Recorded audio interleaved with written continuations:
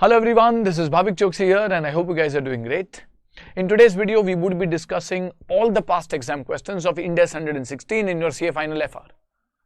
Now, this is the youngest standard which came for the first time in the year 2020. May 2020 attempt, as you would be aware, did not happen.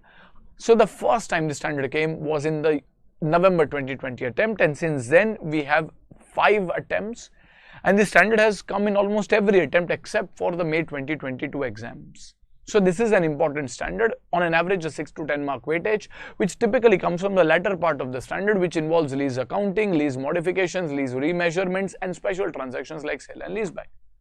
So let us dive into the questions which have come in the past exams. First, the November 2020 paper, an 8-mark question on sale and leaseback. So what was sale and leaseback? Well, in this case, the owner of the asset sells the asset, gets some consideration, but he needs the asset and hence he leases the asset back. And as a result, he still continues to have a right to use the asset. So at what value should you recognize the right of use asset? How much should be the gain or loss to be recorded is the primary intention of this section. Now, one more thing that we need to be careful about is whether the leaseback and sale is happening at market terms or off market terms. Broadly, for that evaluation, we compare the selling price with the fair value. Yes, you can also compare the rents with the market rents, but let us say in general, we compare the selling price with the fair value. So if the selling price is greater than the fair value, that means you're getting more, and as a result, in general, that would be if you're getting a hidden loan. If the selling price is less than the fair value, on the other hand, it is likely that you are getting less. That may be because you may be paying lower lease rentals in the future and hence you are ready to sell even at a lower price today. So over here, there may be a prepaid lease rent or that is an adjustment into the right of use asset. So we will consider those points and go to question number 1. So over here, Venus Limited, who is a seller lessee, sells a building to Mars, who is a buyer lessor, for a cash consideration of 28 lakhs. Okay, so this is selling price. Immediately before the transaction, the building is carried at a cost of 13 lakhs. So this must be the WDV, or also called as a carrying value for the building. At the same time, seller lessee enters into contact with the buyer lessor for a right to use the building for 20 years. So this is your revised lease term with an annual payment of 2 lakhs payable at the end of each year. Okay, for 20 years. The terms and conditions of the lease transactions are such that the transfer of the building satisfies the requirements for determining a performance obligation being satisfied in accordance with Ind AS 115. So it's not a pure loan transaction exclusively, there is a sale.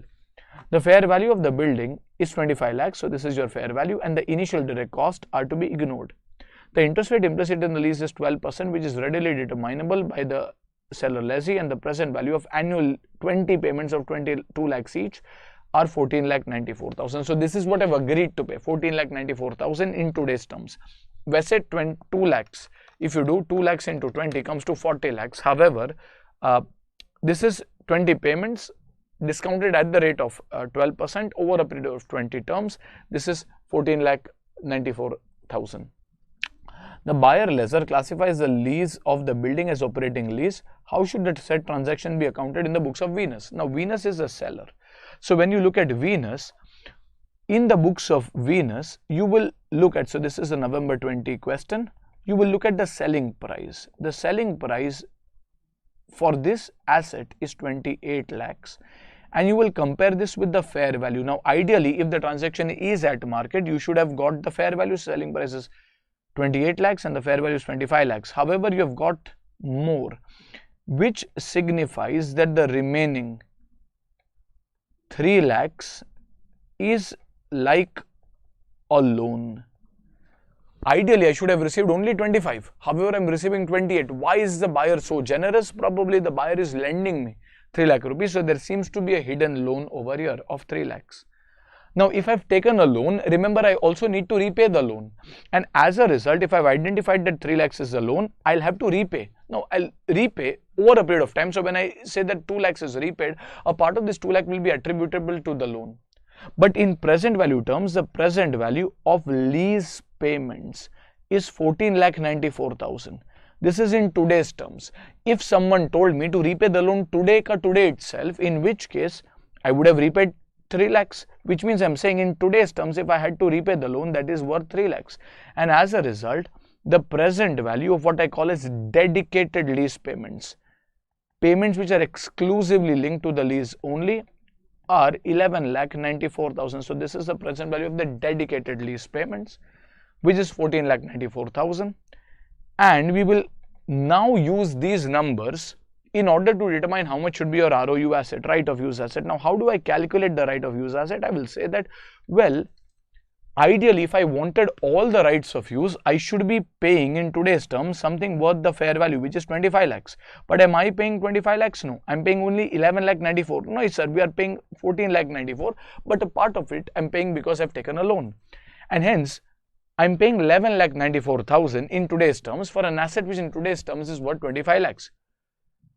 And hence, my proportionate right of use should be 11,94,000 upon, let us say, 25 lakhs, which is approximately 47.76%. However, just a day before this transaction, I was recording this asset in my books, I guess, at 13 lakhs. And hence, a day later, I don't own the asset.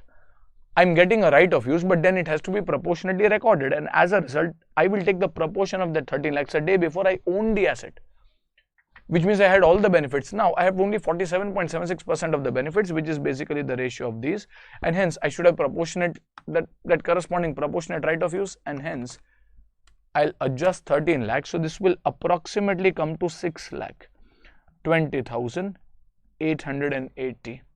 Now you can calculate the gain or loss directly as a balancing figure, but if you want to find the gain, ideally the gain on sale would be, I would say that how much am I getting? Well, I'm getting 25 lakhs on the asset. No, sir, I'm getting 28. Well, 28 must say 3 lakhs is attributable to the loan. And hence for the asset alone, you're getting 25 for something which is worth 13 lakhs in your books. And hence your overall gain is 12 lakhs. But 12 lakhs is for the entire asset. A part of it you have transferred, a part of it you are actually retaining. So, sir, how much have we transferred? Well, we have transferred. And how much are we retaining? Well, out of the 25 lakhs worth of asset, we can say that we are retaining 11,94,000 out of 25 lakhs, which means the remainder is the rights we are transferring. So basically we can say 25 lakhs minus 11,94,000 I'm actually transferring.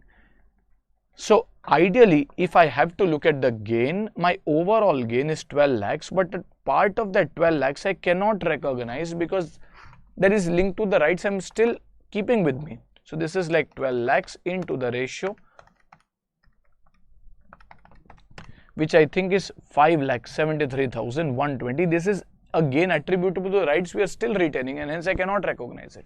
However, the remainder, if you want, you can directly calculate it as a balancing figure as well, but if you want to calculate, you can. So over here, this is 25 minus 11,94,000 comes to around 13,06,000 upon 25 lakhs comes to around 52.24% into 12 lakhs, which is around 6,26,880. Now this is attributable to the rights that I'm actually transferring, and hence the gain on this can be recorded. So if I were to pass the entry over here, my entry would be, I am actually getting in my bank account 28 lakhs. So bank account debit 28. Debit what comes in, credit what goes out. The asset is now going out, and hence my asset will be credited at the value at which it is shown, which is 13 lakhs.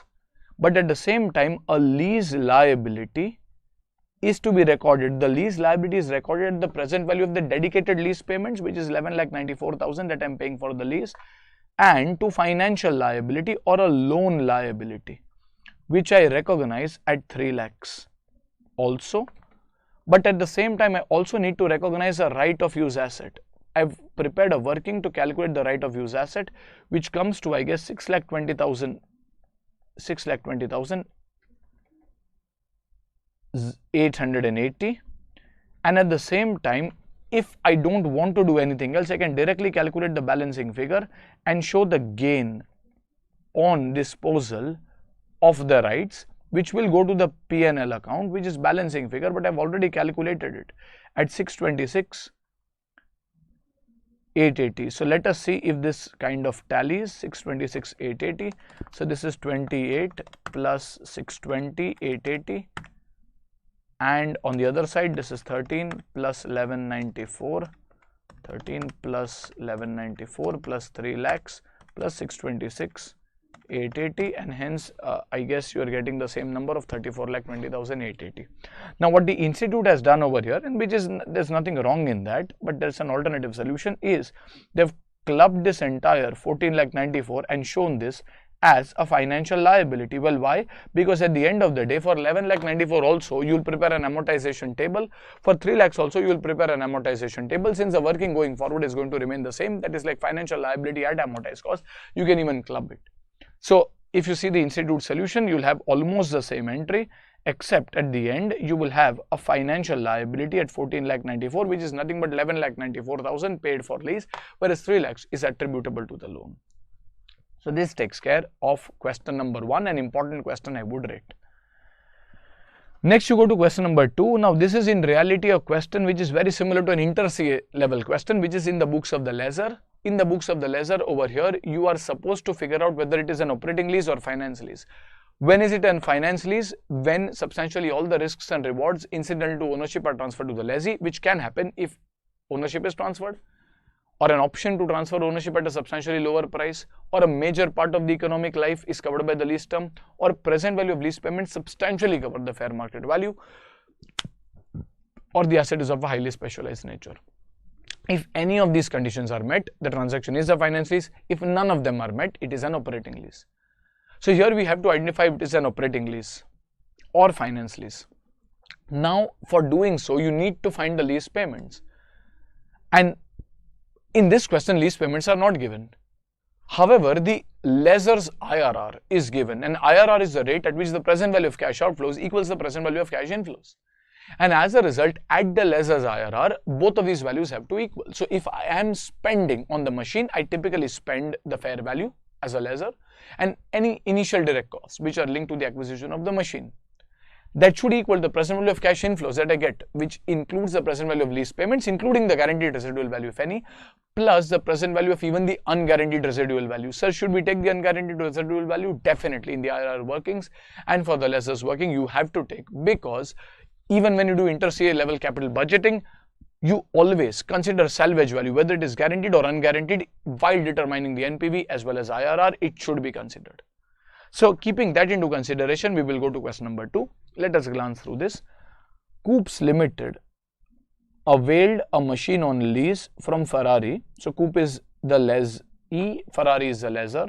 The terms and conditions of the lease are, the lease period is 3 years and the machine costed 8 lakhs. So this seems to be the fair market value. The machine has a life of 5 years. Lease term is 3 years, the life is 5 years. The machine reverts back to Ferrari on termination of lease, so ownership is not getting transferred. The unguaranteed residual value, unguaranteed, is estimated to be 50,000 at the end of the 3rd year. That's fine. At the end of the 3rd year, when I return the machine back, the machine is still worth 50,000. 3 equal annual installments are made at the end of each year, and the implicit interest rate, that is the IRR, is 10%. So this is the rate. So if I spend, let us say 8 lakhs today, what will I get in return? Well, I'll get the lease rentals, I'll get the unguaranteed residual value as well. That should be in such a way that I earn a 10% return. The present value of ₹1 due at the end of the 3rd year is 10% at the rate of 0.7513, and the annuity is at the rate of 2.4868. You are required to ascertain whether it is a finance lease or an operating lease, and also calculate unearned finance income with the relevant context to IND AS. Acha. So over here, we will first have to determine whether it is a finance lease or operating lease, and operating lease is defined as a lease which is not a finance lease. So in this case, you will first see whether the ownership is getting transferred. So over here, is the ownership getting transferred? The answer is no. Question very categorically tells you that the asset reverts back to the lessor at the end of the lease term. Is there an option to transfer ownership at the end of the lease term? Again, your answer is no. The asset reverts back to the lessor at Ferrari at the end of the lease term. what is the lease term? Does it cover a major part of the economic life where the major part is defined as greater than or equal to 75%? So the lease term over here appears to be, I guess, lease term appears to be, I guess, 3 years over the economic life, let us say, of 5 years, and hence this is 60%, which is not a major part of the economic life, and hence even this condition is not fulfilled. The asset does not appear to be of a specialized nature which cannot be used by any other entity, and hence your entire discussion of whether it is finance or operating hinges on whether the present value of the lease payments substantially covers the fair value. Where the fair value is 8 lakhs, we don't know what the lease payments are, but whatever they are, we will have whatever is the lease payment due to the present value annuity factor at the rate of, I think, 10% for a period of 3 years. So the lessor wants to recover 10% return, which is given to you, and hence we need to find the lease payments. Now the problem is lease payments have not been given to you in the question. However, you have been given that the IRR is equal to 10%. Now IRR for the lessor is the rate at which the present value of cash outflow equals the present value of cash inflow.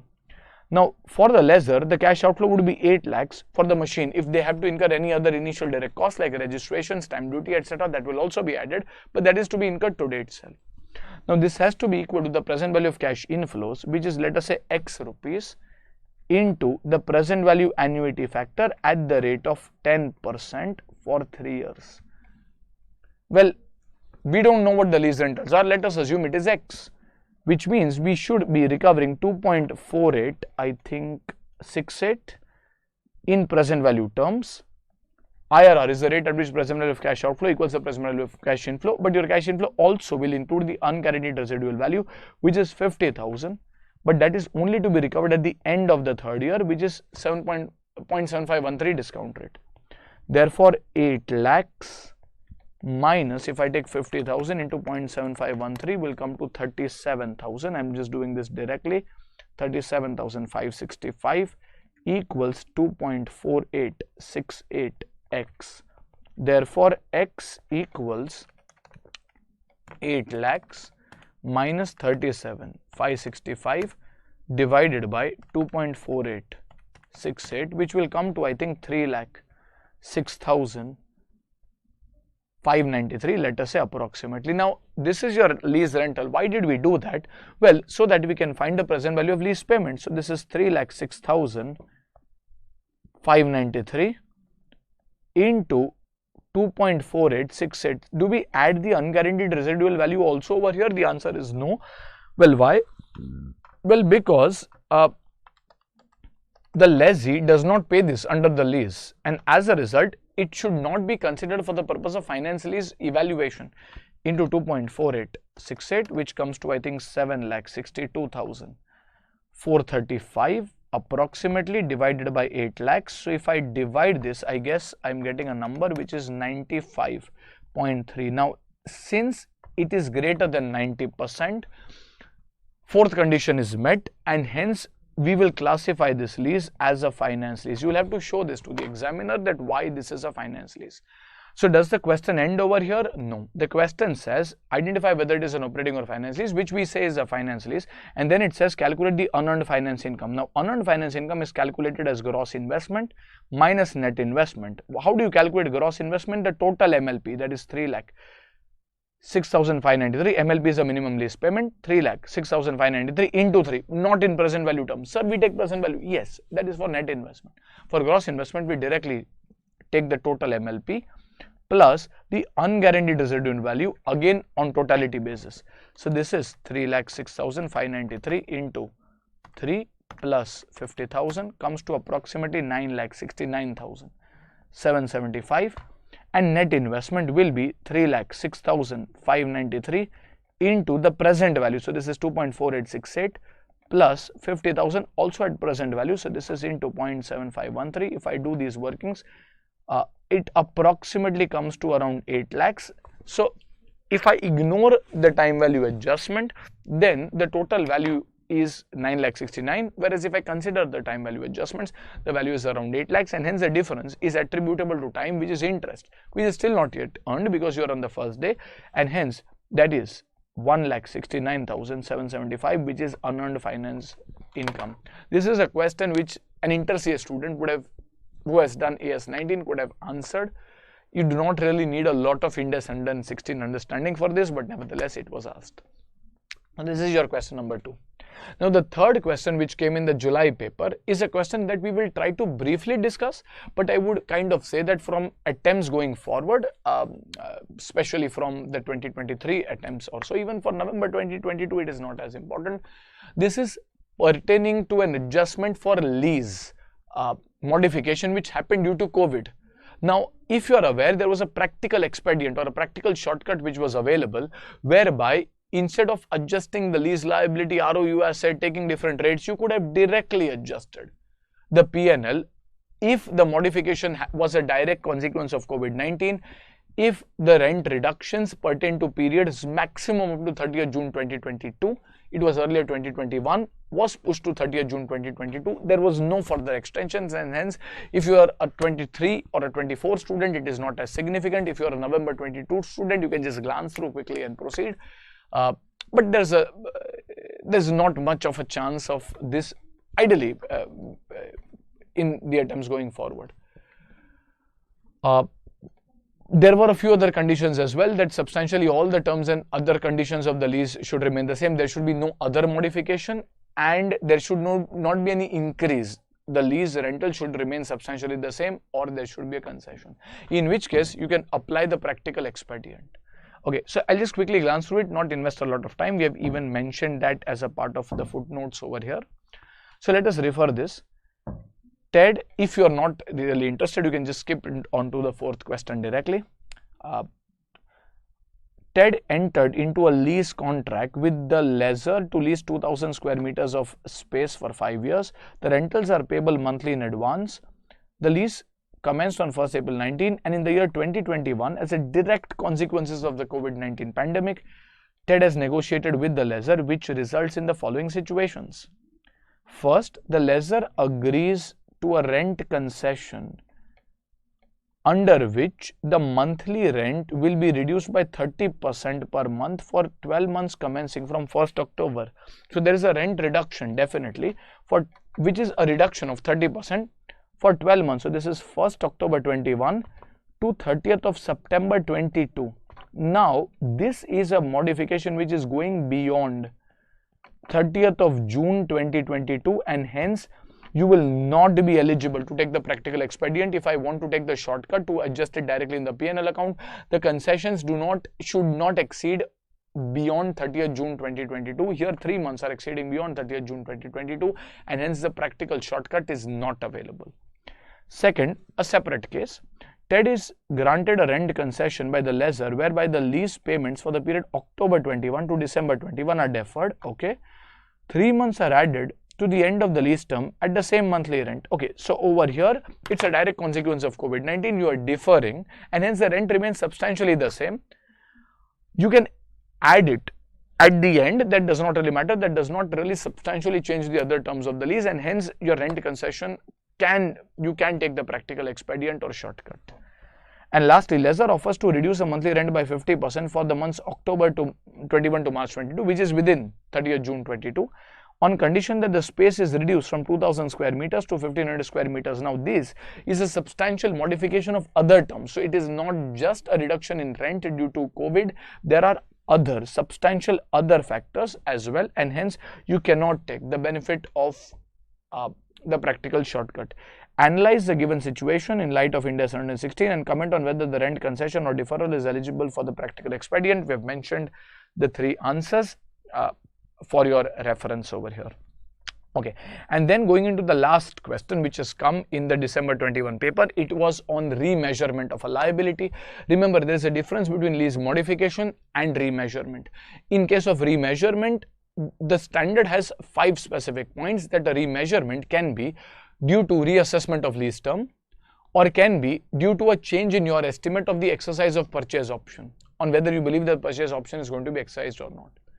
in either of these cases, if there is a change in the lease term or exercise of purchase option, then if I have to remeasure the lease liability, because if it was a 5-year lease, 3 years have gone by, we thought that only 2 years are remaining. However, there was a renewal option which we thought will not be exercised. Now we think it is going to be exercised. Then that renewal option will also be considered. Liability will be remeasured. The revised liability will be calculated in such a case at the revised rate on the date of modification. However, if there are modifications due to other factors like in substance fixed lease payments arising, or variable lease payments which are reset due to rate or index, and new rates or indexes are coming, or residual value guarantees, in which case if it is exclusively because of these 3 factors, then you can continue with the old rates itself. You don't have to reassess the rate. However, what if there's also a resetting of CPI or consumer price index rate, and there's also a change in the lease term? The standard in such a case believes that if there is a change in the lease term or purchase option, you will have to take the revised rate for the entire arrangement. So taking that into consideration, we will refer question number 4.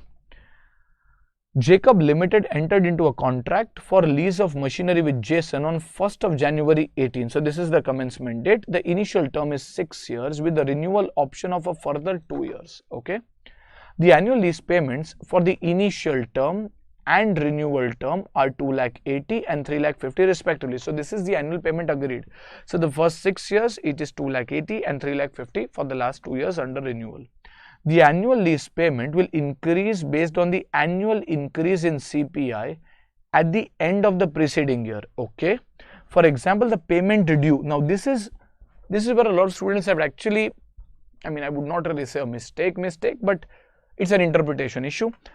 The payment due on 1st January, payment due on 1st January. The question is very categorically telling you that the payment is due on 1st January, which means this part of the question through an example is indirectly telling you that the lease payments are made at the beginning of the lease term, at the start or the beginning of the lease term. This is what the institute has interpreted in its study material as well as in the suggested answers. So I would recommend you to kind of keep that into consideration. I've also put a separate video on whether we should assume lease payments to be at the beginning or at the end, and you can refer the link for the same and just try to get your understanding. But here the payment in the example is said that for the payment which is due, so in the agreement it is written that for the payment which is due on 1st January 19, you will take the CPI available on 31st of December 18. So payments are actually due at the start of each year, and for that you take the CPI of the earlier date. Now students sometimes argue that this is a CPI of the earlier year. Yes, but it's just a 1 day difference, and hence for all practical purposes the CPI prevailing on 31st December 18 would be the same CPI prevailing on 1st January 19. Now Jacob's incremental borrowing rate at lease inception is 8% and 10% respectively, and on 1st January 21 is 10% respectively, and the CPI at lease commencement date and at 1st January is 250 and 260 respectively. Now you have been given CPI only at the commencement date and directly 1st January 21, that is 1st January 18, 19, 20. So after the year 2018, 2019, 2020, so you have just been given the CPI at the end of the 3rd year or start of the 4th year as the case may be. So for all practical purposes, the CPI on 1st January 21 will be the same as the CPI on 31st December 2020. At lease commencement date, Jacob did not think that it will be viable to renew the lease, and hence your lease term would be taken as 6 years only. We would not have taken the 2-year extension period.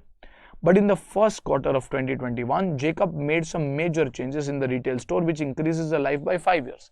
Now this is an event which will now reassess your lease term estimate. There is no modification in the lease. In the lease you still have 6 years plus 2 years. There is no modification in the lease. However, you are reassessing. You are now believing that the renewal option will be exercised. Jacob is determined it would only recover the cost of improvements if it exercises the renewal option, creating a significant economic incentive to extend. Jacob asked your opinion on whether the remeasurement of lease is required at the first quarter of 2021. Now, Institute has given 2 alternative solutions over here. we are going to do the solution which is there in the study material. Having said that, later we will also discuss an alternative solution which is also possible and which is to some extent realistic as well. So for this question, first is that the lease payments are made at the start, at the beginning of each year. This is where you have to have clarity if the question remains silent. So if the question specifically tells you, then no problem, but if it does not, you will have to look at indirect references to figure out your conclusion. So here the lease payment is at the start because of the example which was there, and hence if I have to measure the lease liability on 1st of January 2018, which is the lease commencement date, it will be the present value of 280, which was agreed, but this 280 is variable subjected to a CPI, but this is variable subject to rate or index, and hence that variability has to be considered. Now this is 250 CPI at the commencement and divided by 250, which is the CPI at commencement. You don't have to forecast the CPI, and as a result the payment will remain at 280 on 1st January 18, on 1st January 19, 20, 21, 22, on all of these dates, 23, on all of these dates we will take the same calculation, because well, this is not a rate, this is an index, and whatever is the index as on the commencement date,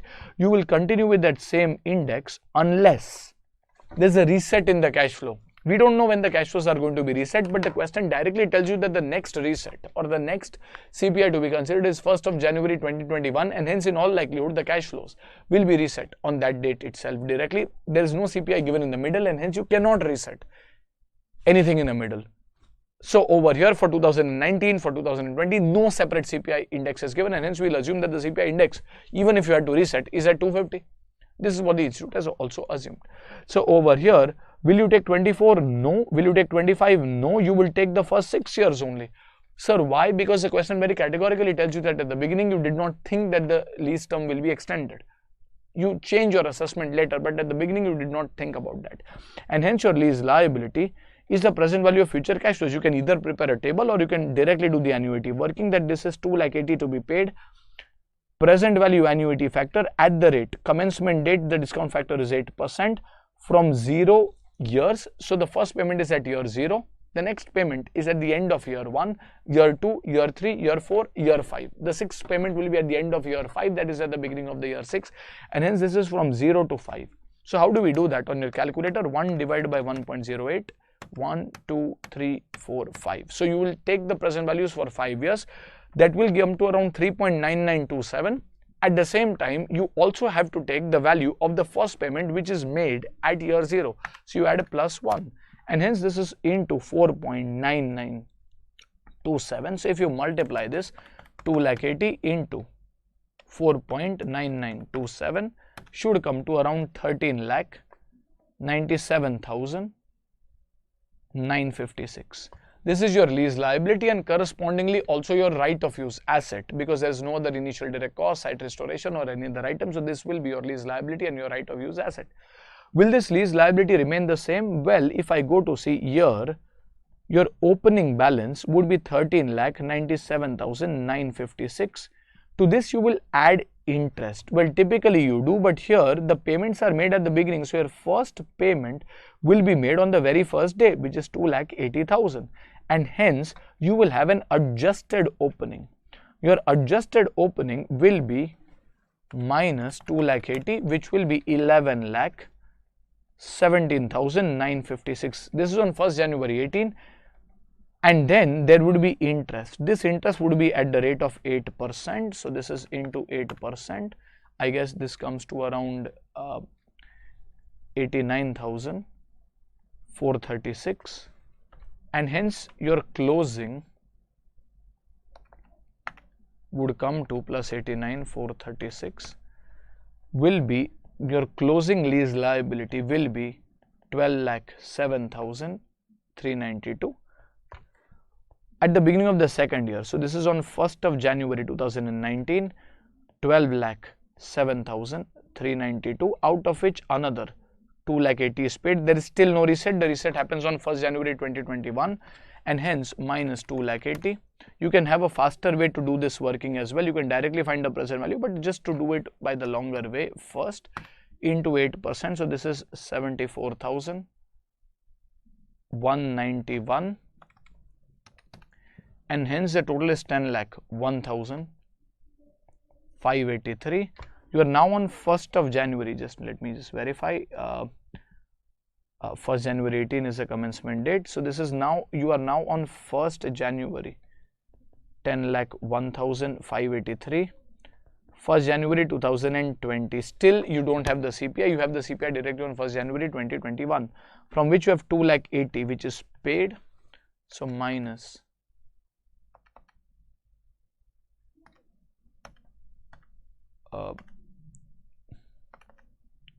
minus 2,80,000. So this comes to 10,01,583 minus 2,80,000 comes to around 7,21,583, on which you will levy interest at the rate 8%. So this is 57,727,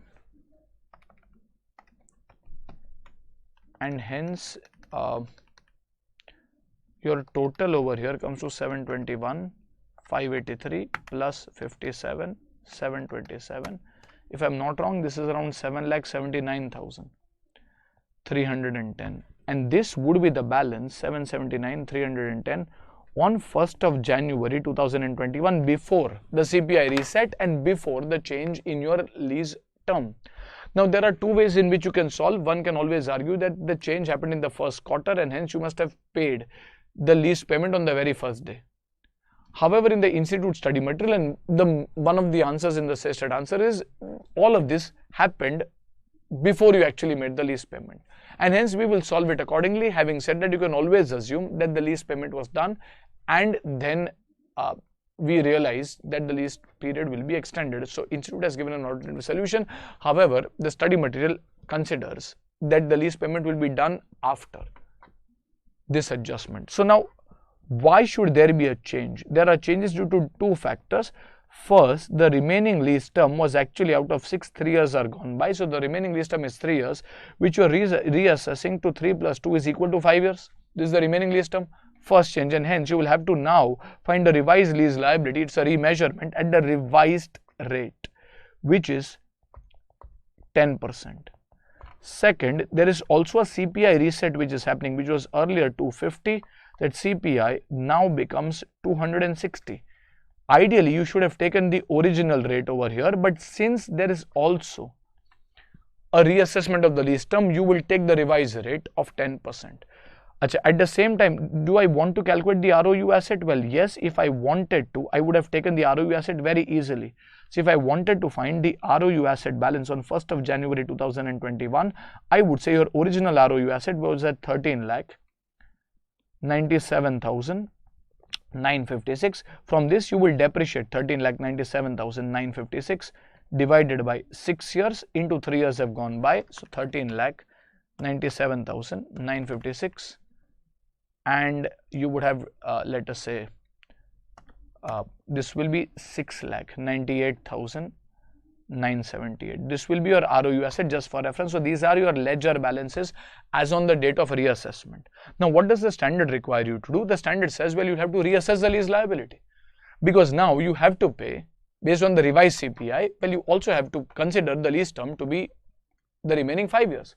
Now, where should the second effect go? The second effect has to go to the right of use asset. Sir, why right of use asset? Because now this change gives you a bigger right. Earlier you had a right for only the remaining 3 years. Now you have a right for 5 years, and the right is now more costly because you have to pay at a higher CPI, and hence the second effect is adjusted against the right of use asset. So over here, if I find my revised lease liability, my revised lease liability will be at the revised CPI. So over here, at year 0, basically 1st January 2021, then year 1 and 2. So you have another payment that is on 1st January 2022 and another payment on 1st of January 2023. This is still the year 23, which is what you thought that the lease will continue. But you add 2 more years, that is the third year, which is now 1st January 24 you will consider, and the fourth, which is 1st January 25, which you will also consider. Now, what are the payments at each of these dates? So, your lease payment now will be reset at the CPI, so which was 2,50,000, you are still in the original lease period. I'm sorry, 2,80,000, you are still in the original lease period. And in the original lease period, you were going to pay based on CPI. The CPI was 250, now the CPI becomes 260. And hence, this is 2,80,000 into 260 upon 250, which is I think 2,91,200. Now, this continues to remain the same till the time you touch the renewal period. What will happen in the renewal period? Well, originally you had agreed that if the renewal happens, which you now think will happen, originally you had agreed to pay 3,50,000. But again, this 3,50,000 was at the CPI of 250. Now that CPI changes, so this is 3,50,000 into again 260 upon 250, which comes to 3,50,000 into 260 upon 250 comes to I think 3,64,000. So I have to pay 3,64,000. Okay, is there anything else? Well, yes, again the renewal period I think is 2 years, and hence 3,64,000 further.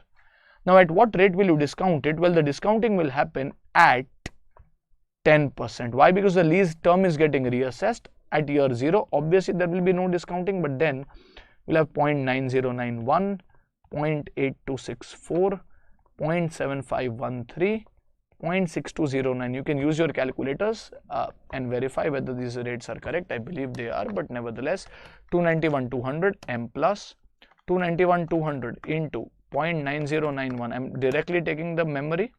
291,200 into 0.8264 M plus 364 into 0.7513 M plus 364 into 0.6209 M plus, and hence you total up, this comes to approximately 12,96,058.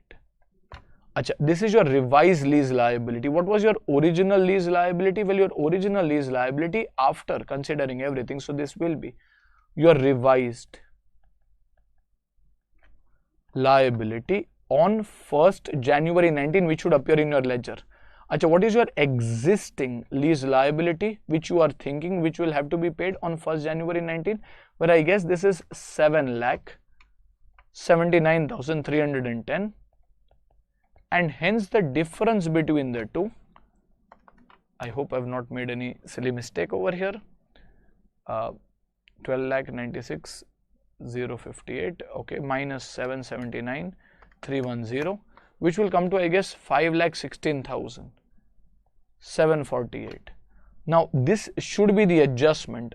Where should this adjustment go? Well, against the right of use asset. This will make your right of use asset more expensive. So your entry will be ROU asset account debit 5,16,748 approximately to, let us say, the lease liability, which is for a similar amount. Going forward, your depreciation will be for the remaining I guess 5 years or so,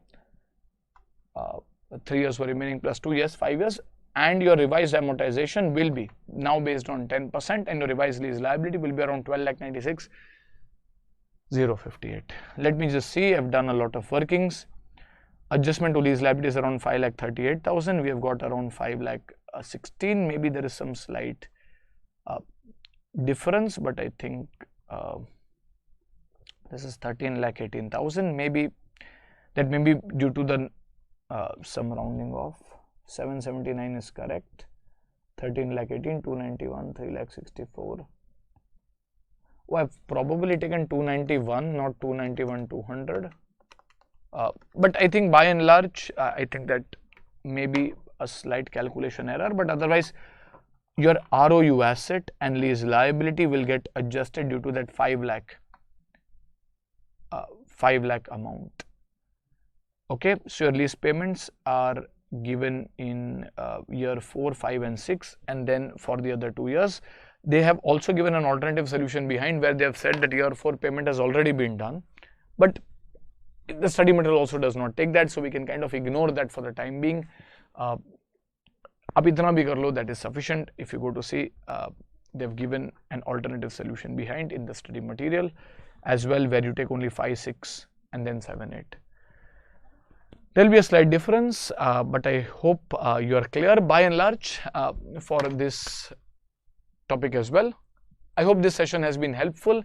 Please do write in the comments if you need any other help, or if you like these videos, or any other thing that we can kind of do to probably help you better. That should be it. Then I'll sign off and wish you all the very best. Keep studying, and I'll see you soon with another video. Goodbye, good luck, take care.